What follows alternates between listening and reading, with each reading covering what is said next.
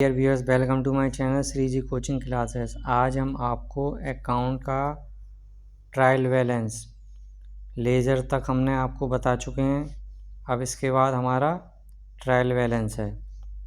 Trial balance का main purpose होता है कि जितने भी लेजर हैं उन सबों को एक साइड लिखकर उनका सम निकालना। डेबिट एवं क्रेडिट के योग मिल रहे हैं या दिखाने के लिए सभी शेषों की जो सूची तैयार की जाती है उसे तलपट कहते हैं। खाता बही में लेखा करने और सभी खातों के शेष निकालने के बाद व्यापारी यह जानना चाहता है कि समस्त लेखों की ठीक प्रकार से की गई कोई गणती या शुद्धि रह गई है।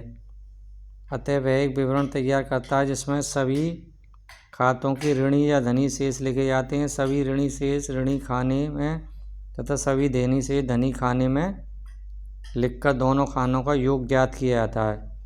यदि दोनों खानों का योग बराबर रहता है तो सामान्य रूप से यह माना जाता है कि कोई गणितीय संबंधी अशुद्धि नहीं है। यदि खतौनी में कोई गलती रह गई है तो दोनों खानों का योग नहीं मिलेगा।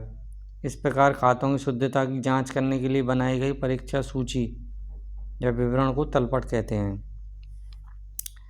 कुछ विद्वानों ने परिभाषा दी है। बॉटलीवाल के अनुसार तलपट खाता बही की डेबिट तथा क्रेडिट पक्ष के शेषों को लेकर किया गया एक विवरण है जिसका उद्देश्य खाता बही की गणित संबंधी शुद्धता की जांच करना है। तो इस तरीके से आप परिभाषाओं को देख लें। इसके बाद आता है हमारा तलपट तैयार करने का उद्देश्य या आवश्यकता क्या है। इससे क्या होता है, हमारे सारे लेजरों के खातों की बाकी को ज्ञात कर सकते हैं। खातों की गणित संबंधी शुद्धता की जांच की जा सकती है। अंतिम खाते में बहुत आसानी रहती है क्योंकि हम सारे लेजरों को देखकर बैलेंस शीट नहीं बना सकते। उनके बैलेंसों को देखकर बैलेंस शीट बनती है। उनका कंपैरिजन किया जा सकता है। दोहरा लेखा प्रणाली के नियमों की शुद्धता की जांच संबंधी उद्देश्य। तलपट का स्वरूप क्या होता है। खातों के नाम, खाता पृष्ठ संख्या, धनराशि और तलपट का शीर्षक। जी डेट हमारी बुक पुरानी है, इसमें आप 2025 कर लेना। खातों के नाम। तलपट में पहला खाना खाता में खुले खातों के शीर्षक में लिखा जाता है। यह खाना अन्य खानों की तुलना में कुछ बड़ा होता है। फिर खाता पृष्ठ संख्या लिखते हैं जिसमें से हम लेजर में से लेकर आते हैं। वह खाता पृष्ठ संख्या लिखी जाती है जिस पर संबंधित खाता खुला होता है। धनराशि लिखते हैं तीसरे और चौथे खाने पर और सारे बैलेंस लिख लेते हैं। अब तलपट बनाने की 4 विधियां होती हैं, लेकिन सबसे ज़्यादा जो इम्पोर्टेंट विधि होती है वो शेष विधि होती है।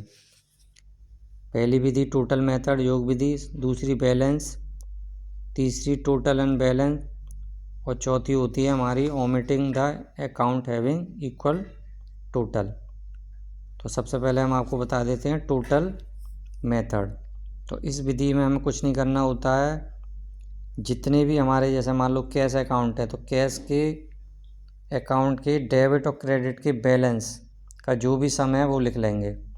मान लो कैश का डेबिट 6000 आया है और क्रेडिट का 2050, तो दोनों के लिखेंगे। फर्नीचर के डेबिट क्रेडिट मतलब केवल इसमें हम टोटल लिखते हैं और टोटल लिखने के बाद इनका हम सम कर लेते हैं। अगर सम इक्वल आता है तो हमारा सही है, नहीं तो गलत है। इसके बाद आती है शेष। इसमें हम कैश का बैलेंस निकालेंगे। देखो हम आपको दिखा देते हैं। 6000 में से 2050 माइनस किए तो जो भी बैलेंस आया वो डेबिट में आ जाएगा। डेबिट का बैलेंस डेबिट में, फर्नीचर डेबिट बैलेंस, स्टॉक, इस तरीके से सारे बैलेंस दिखाकर इनका सम कर देंगे तो ये हमारी शेष विधि होगी।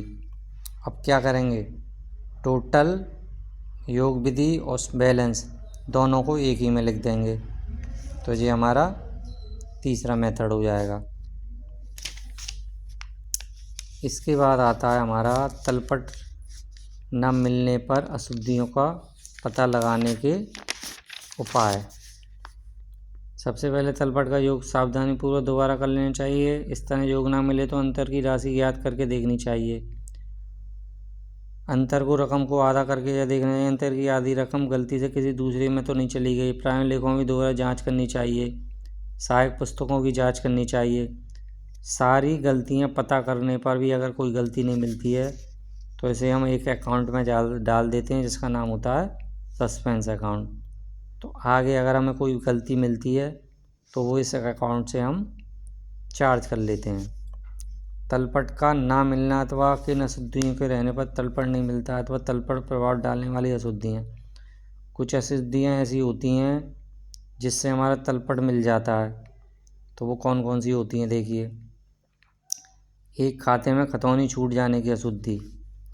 प्रत्येक लेन देन में कम से कम 2 खातों में लेखा होता है, परंतु जनरल से खाता में लेखा करते समय एक खाते में दूसरे खाते में खतौनी ना की गई। जैसे राम से 10,000 रुपये का माल क्रय किया जिसका लेखा क्रय खाते के ऋणी पक्ष में हो गया, परंतु राम खाते के धनी पक्ष में लेखा ना किया हो, तब यह अशुद्धि तलपट के योग को 10,000 से प्रभावित करेगी। दोहरी खतौनी हो जाने की अशुद्धि। Error of double posting in one account. कभी कभी एक लेन देन का संबंध किसी खाते में एक बार लेखा करने के स्थान गलती से 2 बार होता है। राम को 2,000 रुपये का माल बेचने का लेखा राम के खाते के ऋणी पक्ष में तो ठीक लिखा, और विक्रय खाते में धनी पक्ष में से 2,000 रुपये का लेखा 2 बार हो जाने पर तलपट का योग 2,000 रुपये से प्रभावित होगा। गलत पक्ष में खतौनी हो जाने पर अशुद्धियाँ। जैसे राम से 15,000 रुपये का माल क्रय किया, इसका माल क्रय खाते में ऋणी पक्ष में लेखा कर दिया, परंतु राम के खाते में धनी पक्ष में लेखा करने के स्थान पर ऋणी पक्ष में लेखा कर दिया, तो इस अशुद्धि से तलपट 15,000 रुपये प्रभावित होगा। गलत धनराशि लिखने। जैसे मान लो ऋणी पक्ष में 1,500 लेखा हुआ, पर धनी पक्ष में लेखा 1,500 के स्थान पर 150 रुपये लेखा हो गया, तो 1,350 से प्रभाव होगा। प्रारंभ लेखे की पुस्तक संबंधी अशुद्धि। जैसे मान लीजिए क्रय के योग करने अथवा योग को अगले पृष्ठ पर ले जाने में 5,000 रुपये की अशुद्धि हो गई, तो क्रय खाते में भी 5,000 रुपये अशुद्धि रह जाएगी, और क्रय खाते में अशुद्धि के कारण तलपट का योग भी 5,000 रुपये से प्रभावित होगा। खाता वाई के योग में अशुद्धि हो जाने पर। तलपट में किसी खाते की राशि का गलत पक्ष में लिखा जाना। जैसे छूट खाते को डेबिट पक्ष की राशि की जगह क्रेडिट पक्ष में लिख देने से तलपट के योगों में अंतर हो जाएगा। तलपट की राशियों का योग लगाने में अशुद्धि। अगर टोटल लगाने में गलती हो जाती है डेबिट क्रेडिट में, अब तलपट खाता वाई शुद्ध का अंतिम प्रमाण नहीं माना जाता। क्यों? तलपट के मिल जाने से खाता वाई शुद्ध का प्राय विश्वास कर दिया है कि पोस्टिंग कार ठीक है, लेकिन ऐसा नहीं होता है। तो इसके लिए हम आपको बता देते हैं कौन कौन सी गलतियाँ होती हैं तलपट से ना प्रकट होने वाली अशुद्धियाँ। सैद्धांतिक अशुद्धियाँ। जैसे आपने मान लो 500 फर्नीचर ख़रीदा, अब वो फर्नीचर को डेबिट ना करके क्रय को डेबिट कर दिया, तो फर्नीचर भी डेबिट में आया है और क्रय भी डेबिट, तो इससे तलपट पर कोई प्रभाव नहीं पड़ेगा। क्षतिपूरक अशुद्धियाँ। जैसे राम के धनी भाग में 50 रुपये कम लिखे, साथ ही रमेश के खाते में 50 अधिक लिख दिए, तो ये एक दूसरे को कंपनसेट कर रही हैं कि एक जगह कम तो एक जगह बढ़ा दिया, तो इससे भी कोई अंतर नहीं आएगा। कोई भूल की अशुद्धि कर दी। जैसे मान लो उदाहरण, मशीन 12,000 की किंतु मशीन को ऋणी किया और रोकड़ खाते को धनी किया गया, तो इससे भी हमें नहीं पता लगाएगा। हिसाब किताब में कोई गलती हो जाती है, उससे भी नहीं पता लगता है। जैसे क्रय किया गया माल विक्रय वही में लिख दिया जाए, तो इससे हमें पता ही नहीं लगेगा कि क्रय किया है विक्रय। खतौनी में कोई छूट जाने वाली अशुद्धि, जैसा कोई हम लिखना ही भूल गए हों। जानबूझकर नगद धन या माल को छिपाने के लिए गए प्रकट नहीं हो सकते हैं। दोहरा प्रविष्टि की। यदि भूल से कोई लेन देन का लेखा 2 बार कर दिया जाए तो तलपट के दोनों पक्षों के योग पर इसका कोई प्रभाव नहीं पड़ेगा। तो इस तरीके से ये हमारी कुछ अशुद्धियाँ होती हैं जिससे हमारा ट्रायल बैलेंस पर कोई प्रभाव नहीं पड़ता है। तो इसका अर्थ ये हुआ कि तलपट हमारा ज़रूरी नहीं है कि सही दिशा दिखाए। अब इसके बाद हुआ है दिए हुए शेषों से तलपट बनाना। ये हमारा सबसे ज़्यादा इम्पोर्टेंट है, तो इसे आप ज़रूर ढंग से कर लेना। अब आप सबसे पहले ये देखिए कि डेबिट में जो भी आते हैं वो सारी संपत्ति आएंगी। बिल्डिंग है, कैश है, फर्नीचर है, स्टॉक है, इन्वेस्टमेंट है, बीआर है, यानी कि जितनी भी संपत्ति होंगी वो डेबिट में आएंगी। सारे खर्चे यानी डेबिट में आएंगे। मजदूरी, वेतन, डाक व्यय, बिजली व्यय, सारे नुकसान, ड्राइंग डेबिट में, डेटर्स डेबिट में, और क्रय खाते और विक्रय वापसी खाते डेबिट में। तो अब आप अगर डेबिट के ही याद कर लिए तो बाकी के बचे हुए तो अपने आप क्रेडिट में आएंगे, तो फिर भी हम बता देते हैं।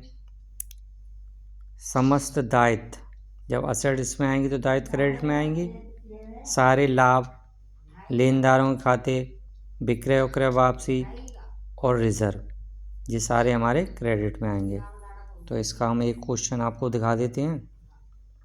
जैसे क्वेश्चन दिया है तो इसमें हमको कुछ नहीं है, बस पहचानना है। देखिए, cash assets, cash assets, furniture asset, क्रय डेबिट में आएगा तो क्रय वापसी क्रेडिट में, विक्रय क्रेडिट में आएगा तो विक्रय वापसी डेबिट में। Debtor asset, creditor liabilities, liabilities assets debit में आएगा, क्रेडिट में आएगा। खर्चे सारे डेबिट, डेबिट डेबिट, ब्याज व कमीशन दिया डेबिट, डाक डेबिट, खर्चे डेबिट, कैपिटल हमारी लायबिलिटीज़ है डेबिट, जब क्रेडिट, और लायबिलिटीज़ हमारी डेबिट में आएगी। आहरण, पट्टे पर भूमि डेबिट और स्टॉक इन ट्रेड। इस तरीके से हम आपको इसका आंसर दिखा देते हैं। देखिए, अब आपको एक बार सारे डेबिट और क्रेडिट के लर्न करने पड़ेंगे। दोनों साइड का टोटल हमारा इक्वल आएगा। अब उचंती खाता क्या होता है? तलपट में अंतर को ढूंढने के निकालने के बाद भी अगर अशुद्धि पता नहीं लगे तो इस अंतर को हम किस में डालेंगे? सस्पेंस अकाउंट में। तो एक क्वेश्चन हम आपको दिखा देते हैं। देखिए, अब इसमें हमको मुझे पता करना है कि हमारी क्या क्या चीज़ गलत हो गई हैं। तो इसमें हमारी आप देखिए क्या क्या गलत हो गया है। इसमें विनियोगों पर ब्याज हमारी इनकम होती है तो इन्होंने डेबिट में दिखा दी है, तो ये क्रेडिट में आएगी। और इस तरीके से कई आइटम हैं जो हमारे डेबिट में ना आके क्रेडिट में आएंगे और क्रेडिट के डेबिट में आएंगे। तो इसको हम देखिए, जहाँ क्रय क्रेडिट में दिखा दी है जबकि वो डेबिट में आती है, तो ये शुद्ध तलपट है जी हमारा। तो इसका अब हमने जब इसका टोटल लगा के देखा तो दोनों साइड का डिफरेंस जब आ रहा था तो 4714 डेबिट में कम आ रहे थे, तो इसलिए हमने इसको डेबिट में लिखकर दोनों साइड का बैलेंस इक्वल कर दिया। इस तरीके से आप इसको देख सकते हैं। तो ट्रायल बैलेंस के कुछ MCQ हैं, वो हम आपको दिखा देते हैं। तो इनको आप ट्राई करना आंसर लिखने का।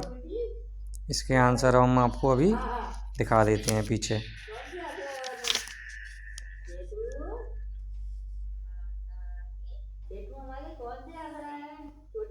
तो ये सारे आंसर दिए हुए हैं और ये आप सत्य देख लेंगे।